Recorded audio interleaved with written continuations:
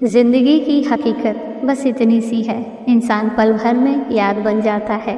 इसलिए किसी के पीछे इतना भी पागल ना बनो कि कोई करीब आने लगे तो आप कहर से जाओ और वो दूर जाने लगे तो आप बिखर से जाओ। श्री कृष्ण कहते हैं, जब कोई किसी के लिए बना होता है तो वह उसे पाने के लिए लौट ही आता है। इसलिए जो जा रहा है उसे मुक्त कर दो, और यदि आपका संबंध मजबूत है तो वे आपके पास आने का रास्ता खोज ही लेंगे। प्यार में आजमाने का सबसे अच्छा तरीका है उसे जाने देना, क्योंकि प्यार आज़ाद करता है, और अगर उनका प्यार आपसे जुड़ा है तो वे आपके पास लौट आएंगे। अगर नहीं तो वह कभी आपका था ही नहीं। उजालों में मिल ही जाएगा कोई ना कोई, तलाश उसकी करो जो अंधेरों में भी साथ दे। विश्वास रखो, अगर भगवान ने तुमसे कुछ लिया है तो तुम्हें उससे बेहतर ही वापस मिलेगा।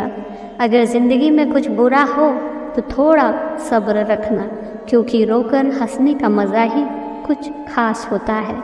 इसलिए धैर्य रखो। शतरंज हो या ज़िंदगी, जीतने के लिए धैर्य रखना पड़ता है।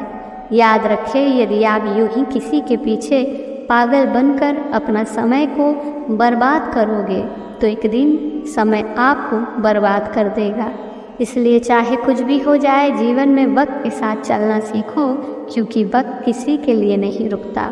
नदी की तरह बनो, जैसे नदी हजारों बाधाएं आने पर भी लगातार बहती रहती है।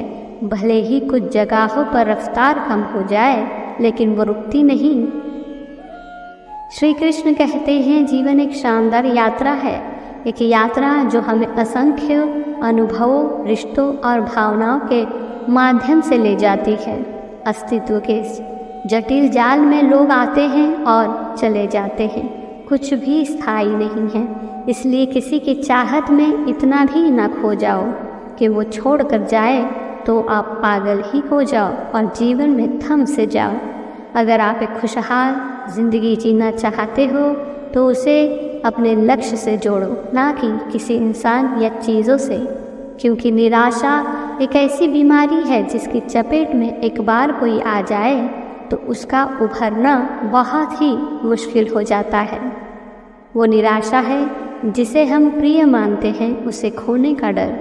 यह एक ऐसा डर है जो अक्सर हमें जकड़ लेता है, जिससे हम अपनी पसंद पर संदेह करने लगते हैं, हमारे रास्ते पर सवाल उठाने लगते हैं, और यहाँ तक कि हमारी प्रगति भी रुक जाती है। अपने डर को तुरंत खत्म कर देना चाहिए, वरना डर हमारी असफलता की वजह बन सकता है।